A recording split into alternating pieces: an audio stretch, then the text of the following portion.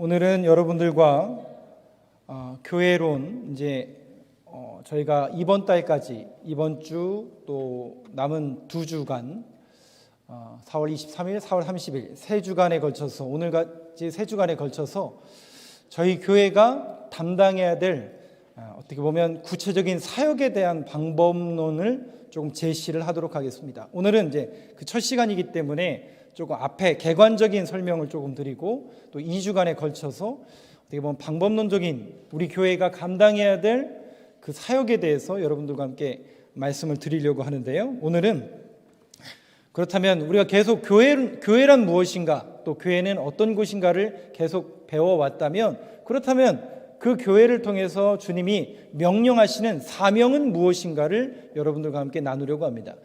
제목이 조금 긴데요. 우리 한번 제목을 같이 한번 따라해 보겠습니다. 시작. 예수께서 가르치시며 전파하시며 고치시니. 자, 오늘 이 세 가지를 여러분들과 논하려고 합니다.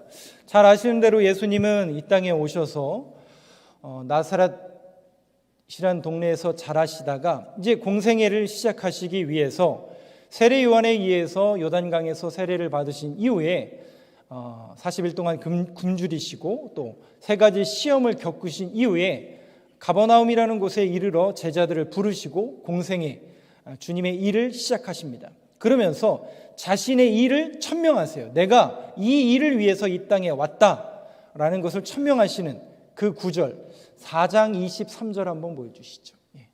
PPT에 있습니다. 마태복음 4장 23절 주님이 이 땅에 오셔서 공생애를 시작하시면서 자신의 사역을 이렇게 천명하시는데요. 한번 같이 읽겠습니다. 시작.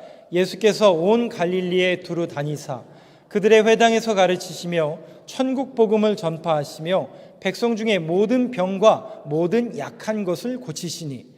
아까 우리가 마태복음 9장 35절에 있는 말씀과 동일한 말씀이 바로 4장 23절에 써져 있습니다. 즉 예수님께서 어떠한 일을 위해서 이 땅에 오셨고 어떠한 일을 감당하실지를 분명히 말씀하셨습니다. 오늘 제목과도 동일하게 가르치시고 전파하시며 고치시기 위해서 이 3가지를 위해서 내가 이 땅에 왔고 이 일을 감당해야 되겠다라고 말씀하십니다. 그리고 산상수훈, 여러분 잘 아시는 것처럼 마태복음 5장에 가면 제자들과 사람들을 불러서 주님께서 천국 복음에 대해서 말씀을 하신 후에 8장과 9장에 넘어가면 다시 이 말씀을 꺼내시죠. 9장 35절에 동일한 말씀이 써져 있는 것을 말씀하시면서 주님께서 이 사역을 위해서 내가 왔고 그렇다면 이 사역을 누가 또 감당할 것인가? 그것이 10장에 기록되어 있는데요. 10장 1절 말씀 한번 보여주시죠.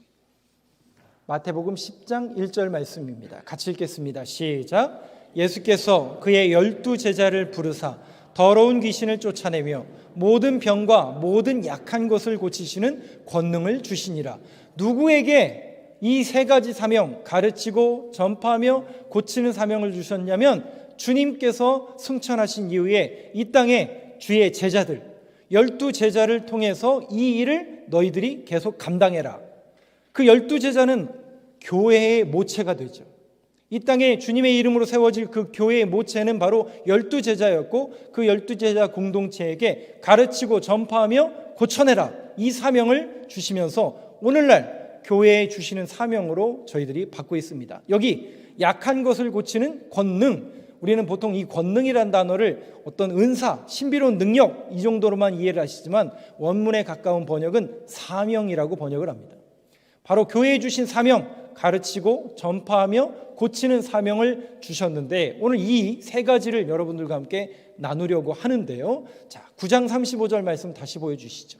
한 절 넘기시면 9장 35절 말씀 앞에 예수께서 모든 도시와 마을에 두루 다니사 그들의 회당에서 뭐 하신다고요? 가르치시며. 첫 번째는 교회에 주신 사명, 주님의 사명은 바로 가르치시는 사명입니다. 이 디다스코이, 여기 지금 선생님도 굉장히 많이 앉아 계신데 가르친다라는 것은 우리 선생님들이 원래 하시는 사명이죠. 근데 이 디다스코이라는 헬라어는 단순히 선생님으로서 가르치는 것만을 의미하지 않습니다. 왜냐하면 이 지금 성서 시대는 지금하고 다른 시대잖아요.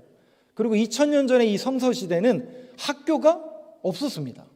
그래서 우리는 지금 가르친다, 이 teach라는 단어를 단순히 선생님이 제자들에게 가르치는 이 정도로만 이해를 하고 계신데, 이 성서시대에 가르친다라는 것은 어떤 의미가 있냐면 실질적으로 갈라디아서에 보면 몽학선생이란 개념이에요. 몽학선생님?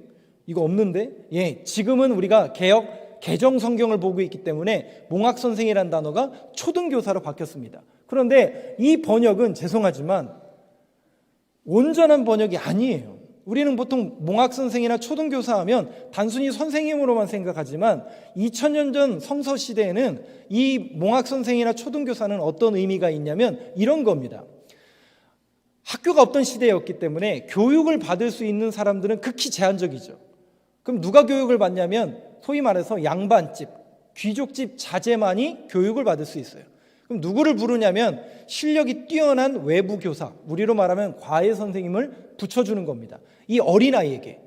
그러면서 그 선생님을 한두 명, 여러 명 붙일 수도 있지만 보통 함께 먹고 자고 잘하는 거예요. 같이 잘하는 거예요. 그래서 같이 배우고 그 선생님을 통해서 배우고 어떻게 보면 인생의 철학도 배우고 또 소위 말해서 싸움하는 것도 배우고 체력도 배우고 모든 것을 함께 하면서 같이 성장해 가는 겁니다. 그래서 이 가르친다라는 디다스코이라는 단어에는 두 가지 의미가 있어요.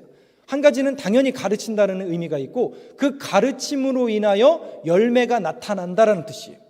그러니까 어떤 교사를 통해서 수년 동안 가르침을 받게 되면 그 교사의 영향력으로 인해서 그의 삶이 어떤 열매를 맺는 것처럼 가르치고 열매 맺는다라는 의미가 담겨져 있습니다. 그렇다면 교회의 사명이 첫 번째가 가르친다라는 건데 그러면 뭘 가르쳐야 될까요? 바로 주님이 이 땅에 오셔서 뭘 가르치셨냐면 성경을 가르치셨어요. 아까 그 9장 35절을 보니까 회당에서 성경을 가르쳐 주셨다고요? 이미 회당에는 바리새인들이 있고 말씀을 전하는 서기관들이 있고 율법사들이 있었는데 아니 예수님이 무슨 권위로 말씀을 가르친다는 거죠? 성경을 가르친다는 거죠? 그때까지 유대인들은 성경이 있었고 성경을 가르친다라고 이야기했지만 단순히 성경에 담겨져 있는 하나님의 거룩한 뜻을 전하는 게 아니라 어떤 형식, 이것을 해야 된다. 마치 613교의 조항을 그들이 만들어서 이거 안 지키면, 이거 안 하면, 이렇게 예배하지 않으면, 이렇게 신앙생활하지 않으면 안 돼 라는 어떻게 보면 제한선을 긋는 신앙의 율법주의만 가르친 거예요. 그때 주님이 다시 회당에 가셔서 하나님의 말씀을 가르치시는 거예요. 하나님의 말씀이 뭐죠? 이 안에 담겨져 있는 하나님의 뜻, 우리를 향한 하나님의 사랑, 또 이 가치관, 성경적인 가치관, 이런 것들을 다시 가르치시는 거예요. 그렇다면 오늘 이 시대 속에서 저와 여러분이 교회를 다니고 또 개개인이 교회로서 사명 감당할 때 첫 번째 사명이 가르치는 거라면 우리가 뭘 들어야 될까? 첫 번째는 성경을 들어야 됩니다. 말씀을 들어야 되는 거죠. 그리고 그 말씀을 들은 것으로, 그 말씀을 배우는 것으로 그치는 것이 아니라 그게 어떻게 돼야 된다고요? 열매로 나타나야 돼요. 즉 우리 교회가 하나님의 말씀을 가르치기를 힘쓰고 성경을 늘 가르치며 배우며 그 배운 말씀을, 들은 말씀을, 가르친 말씀을 우리들의 삶 속에서 녹여내야 된다는 것이죠. 그러니까 저와 여러분들의 삶 속에서 그것이 열매로 나타나야 된다는 거죠. 그런데 여러분, 그것을 증명할 수 있는 툴이 있습니다. 바로 뭐냐면 온전한 진리의 말씀을 듣고 그 말씀이 생명이 있다면, 여러분 말씀은 생명이 있고 그 말씀에는 능력이 있거든요. 그 말씀이 진짜 참된 진리의 말씀이고 능력의 말씀이라면 반드시 무슨 열매가 나타날까요? 두 가지 열매가 나타나게 되어 있습니다. 첫 번째는 반드시 헌신하게 되어 있습니다. 누가 해라 마라 할 필요 없어요. 성경을 제대로 가르치고 성경이 제대로 믿어지면, 왜 그런 줄 아세요 여러분? 원리가 그렇습니다. 왜냐하면 성경은 결국 뭐냐면 하나님이 우리를 사랑하신다라는 그 고백이 담겨져 있어요. 그리고 그분이 우리의 인생의 주인이고 왕이다라는 고백이 담겨져 있는 거예요. 그 고백을 내가 믿습니다 고백하면 그 백성답게 살아낼 수밖에 없는 헌신이 자동적으로 나오게 되어 있어요. 그리고 또 하나 열매가 혹시 뭔지 아세요? 두 번째는 선교를 하게 되어 있습니다. 결국 여러분, 교회라는 공동체를 통해서 12제자를 통해서 교회 공동체를 세우시고 2000년의 역사 속에서 교회라는 공동체를 통해서 하나님께서 허락하신 또 주신 사명은 뭐냐면 모든 것이 귀결돼요. 하나로 딱 귀결되는데 결국 교회가 하는 일이 뭐냐? 선교입니다. 네, 이거는 아주 정확해요. 그냥 모든 것이 하나로 딱 귀결돼요. 선교예요. 그러면 하나님의 일이 뭘까요? 결국 선교입니다. 그럼 교회가 해야 될 일이 뭘까요? 결국은 선교입니다. 그래서 우리 교회가 진정 하나님의 뜻이 이루어지는 교회이고 하나님의 바른 가르침과 진리의 말씀이 선포되는 교회라면 반드시 헌신과 선교가 이루어지는 교회가 되어야 됩니다. 이단교회랑 정통교회랑 구별할 수 있는 방법 중에 하나도 이 부분이에요. 왜냐하면 이단교회는 선교를 하지 않아요. 왜 그런 줄 아세요? 왜 안 할까요? 미련하기 때문에 그렇습니다. 네. 전도만큼 미련한 게 세상에 어디 있어요? 선교만큼 미련한 게 어디 있어요? 그렇잖아요, 여러분. 눈에 보이지 않아요. 엄청난 재정이 들어가야 되는 일입니다. 엄청난 물질이 들어가야 되고 헌신이 되고 시간이 들어가야 되는 일입니다. 근데 이 일을 안 해요. 왜냐하면 미련하니까. 그런데 우리는 하죠. 왜 하냐면 하나님의 일이기 때문에 하는 겁니다. 그냥 조금 더 리얼하게 여러분들한테 한번 말씀드려 볼까요? 우리 교회가 선교하는 교회 다 끊고 10년만 한번 모아보세요. 엄청나게 큰 목돈이 될 겁니다. 그 목돈으로 저 앞에 있는 땅을 사고 건물을 사서 그것으로 투기하자는 얘기는 아니고요. 이단 교회들이 하는 모습이 정확히 이 모습이잖아요. 그렇게 하잖아요. 근데 우리는 그렇게 하지 않아요. 왜 그런 줄 아세요? 하나님의 일이기 때문에 그런 거예요. 하나님의 명령이기 때문에 우리는 그렇게 하지 않는 겁니다. 마치 강에다가 계속 돌을 던지는 거예요. 먹을 걸 던지는 거예요. 세상 사람들이 볼 때는 미련한 거죠. 왜 거기다가 돈을 들이고 거기다가 시간을 투자하고. 근데 여러분 하나님의 역사이고 하나님의 명령입니다.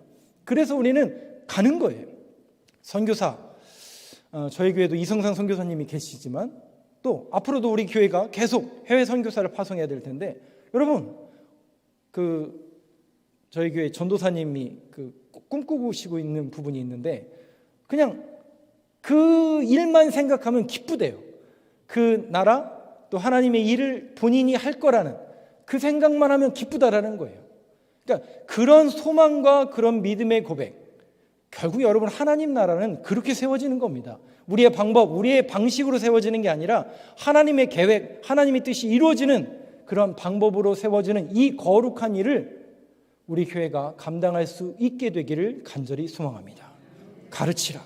두 번째 명령 한번 보도록 하겠습니다. 9장 35절 다시 한번 보여주시죠. 35절 중반에 보면요 이렇게 쓰여져 있습니다.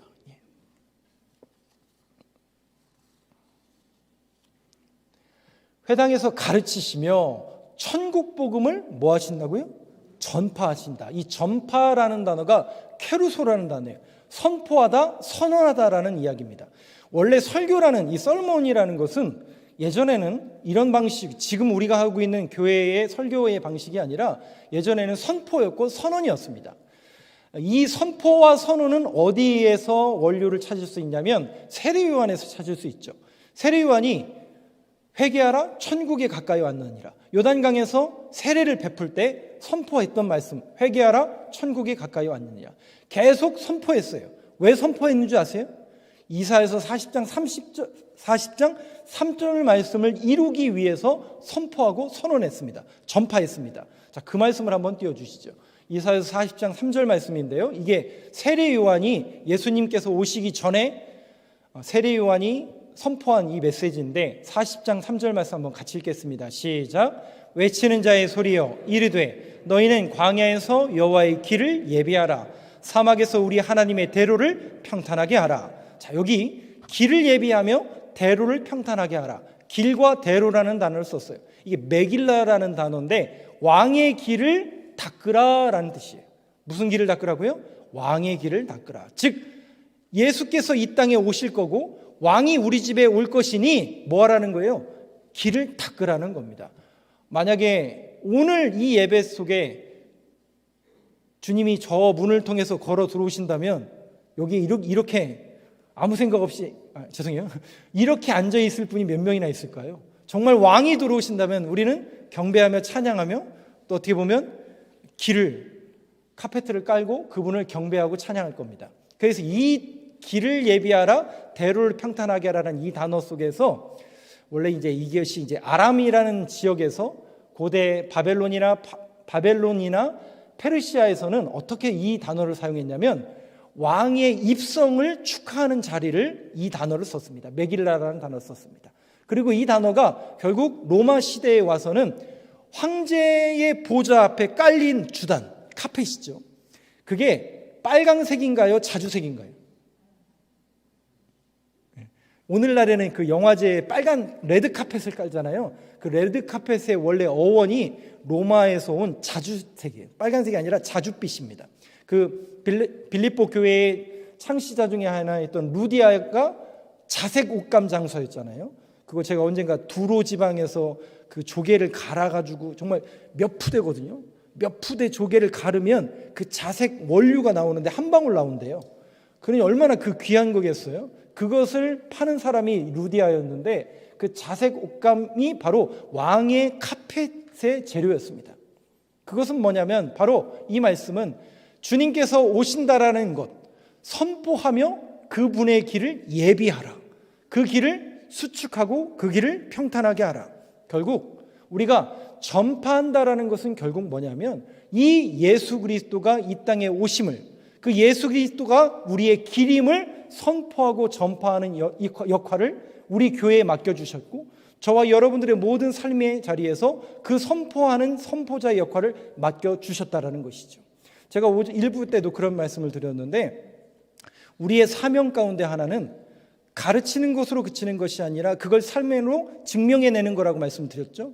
그러면 우리가 모든 삶의 자리에서 어떤 사람으로 살아가는 거냐? 한 10여 년 전에 그 김하중 대사라고 여러분 혹시 기억나시는 분들이 있을 겁니다. 그분의 그 메시지 중에 그런 게 있었잖아요. 내가 머문 모든 자리가 하나님의 대사다. 마치 우리가 저와 여러분들이 머무는 가정, 그러니까 이 예배가 맞춰지면 여러분들의 삶의 자리, 또 한 주간의 삶의 모든 상황 속에서 사람을 만나고 직장에서 가정에서 살아갈 텐데 그 살아가는 모든 자리에서 내가 어떤 사명을 갖고 살아가는 거냐? 하나님의 대사, 하나님의 대사관, 그런 사명으로 살아가는 사람이 되어야 된다는 거죠. 즉 하나님의 말씀을 선포하고 그분을 전파하는 자의 사명을 저와 여러분들의 모든 삶의 자리에서 녹여낼 수 있는 그런 믿음의 고백자로 이 한 주간도 살아낼 수 있는 저와 여러분들의 모습이 되길 간절히 소망합니다. 세 번째 한번 보여주시죠. 9장 35절 다시 보여주시죠. 세 번째 명령입니다. 모든 약한 것과 모든 병든 것을, 모든 병과 모든 약한 것을 뭐 하신다고요? 고치시니라. 세 번째는 고치시니라. 그런데 이 세 번째 맥락 속에서 우리가 주지해야 될 단어는 고친다라는 단어보다, 이 픽스라는 단어보다 모든이란 단어예요. 모든 약한 것, 모든 병든 것. 그러니까 환자만 고친다라는 그런 의미가 아니라 모든 것을 말합니다. 그래서요, 저는 저와 함께 신앙생활하는 저와 여러분 모두는 저는 이 부분에 있어서는 정확하게 인식을 새롭게 해야 된다고 생각합니다. 예전에는 신학 이것만 강조했다면 저는 조금 더 지경이 조금 더 넓어져야 된다고 생각해요. 우리 그리스도인들은요, 죄송하지만 똑똑해야 돼요. 똑똑하려면 방법이 없어요. 공부하는 방법밖에 없어요. 그럼 뭘 공부하느냐? 세상 공부하셔야 돼요. 뉴스 보셔야 돼요. 신문 보셔야 돼요. 책 읽으셔야 돼요. 그래서 지금 이 세계가 어떻게 돌아가는지, 지금 이 언론이 또 지식이 어떤 시대를 맞이하며 살아가는지 여러분들이 정확하게 분석하실 수 있어야 됩니다. 그리고 분별력을 가지셔야 돼요. 그런데 그 분석과 분별력을 하려면 꼭 하나 여러분들이 갖고 있어야 될 그 마음속에 하나가 있어요. 그게 뭐냐면 정확하게 성경적인 가치관이에요. 우리가 세상을 판단하고 세상을 구별하는 것은 우리 정치인 아니잖아요. 뭐 정치할 것 아니잖아요. 그리고 세상에서 경제인으로만 살아갈 거 아니잖아요. 세상의 논리로만 살아갈 거 아니잖아요. 우리는 그리스도인이라고요. 크리스찬이라고요. 그러면 크리스찬으로, 이 땅의 이 시대 속에서 크리스찬으로서 가장 기본적으로 성경적인 가치관이 저와 여러분들의 머릿속에 딱 자리매김해야 돼요. 그 성경적인 메시지와 성경적인 가치관이 딱 자리매김해서 세상을 판단하는 거죠. 아, 지금 세상이 이렇구나. 이 세상 인문학이 이렇구나. 세상 역사가 이렇게 돌아가는구나. 이 판도를 읽을 수 있는 그 구별력과 인식이 여러분들 안에 있어야 됩니다. 그래서 단순히 환자만 고치는 것이 아니라 병든 곳이 어디인가? 이 세상에 연약한 곳은 어디인가? 우리가 주신 은혜와 축복이 우리 교회에 너무나 많은데 이것을 어디로 흘려보낼까를 고민하고 그 일을 감당하는 교회로 우리 교회가 사용되어야 됩니다. 그래서 똑똑해야 돼요. 똑똑하게 치료해야 되고 똑똑하게 그것을 흘려보내야 됩니다. 그래서 어떻게 해서든지 주님의 마음을 가지고, 자, 그런데 그 모든 것을 고치는 사명을 교회에 주셨다면 원리가 두 가지 기초적인 원리가 있습니다. 10장 6절 말씀 한번 보여주시겠어요? 마태복음 10장 6절 말씀.